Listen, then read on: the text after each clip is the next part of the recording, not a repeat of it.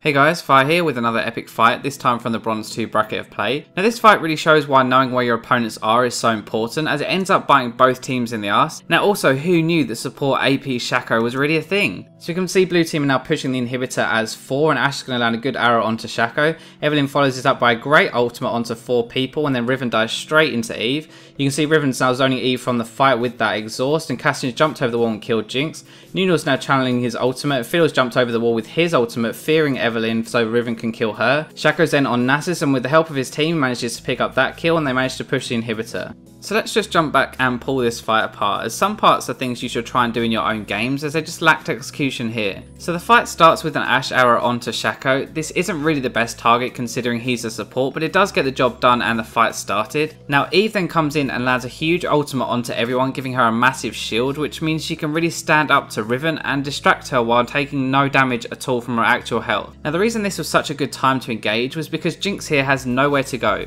She can't run up because of Eve and Ashe, and she can't run down because of Cass and Nunu, so she's pretty much screwed to say the least. Now it's always risky to fight when you actually can't see Fiddle on the map, because he's so good at coming over the walls and starting a party he wasn't invited to. And regardless of this, it's actually a good start for red team, but it starts to go wrong when Ashe gets a little too close and takes Morgana's Dark Binding straight to the face. You'll see as I roll this clip that she gets hit with the ultimate straight after and is completely destroyed by both of the combos, so this now means that both ADs are out of the fight and it's back to being even. So I pause this here because this is where red team overcommits and pretty much loses the fight. Now at the moment it looks pretty good for them, everyone is almost dead on blue team and red team are still really healthy. Now they actually get stung by the same surprise from behind tactic that they used to kill Jinx, as Fiddle is sitting just over the wall getting ready to ult. Now there are actually two big things here. Now Shaco is deceived out and Riven manages to jump out before Nunu ends his ultimate. This means that it actually only ends up hitting Morgana and funnily enough Fiddle as well as he jumps over the wall, but it allows the blue team to come back in and fight on the Fiddle ult. Now I'm not going to lie, support Shaco is pretty useless, especially when you build him AP, but one good thing is that his ultimate does a huge amount of damage when it explodes. Now in this case the clone is sitting right next to Nunu, and even Nasus decides to walk up and give it a love tap as well, meaning that both of them melt after Nunu releases his ult and it explodes.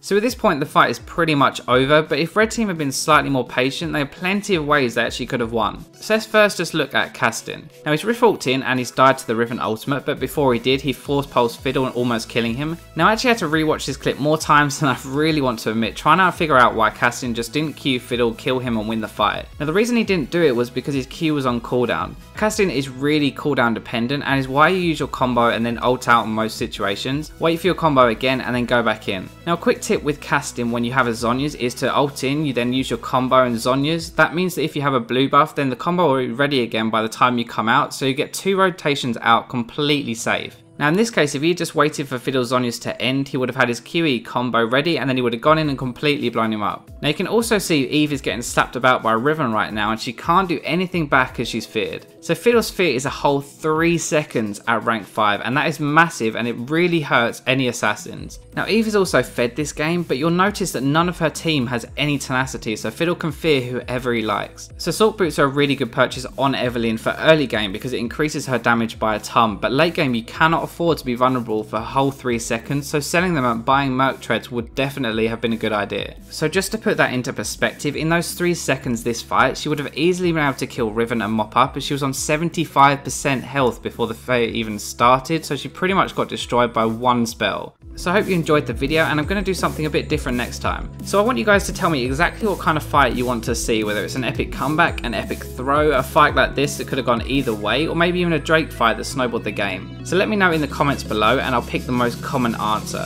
Now make sure you guys like and subscribe this video, and you can also come and check me out on my own channel where I make a bunch of different League content. Now that's all for this episode, but I will catch you in the next video.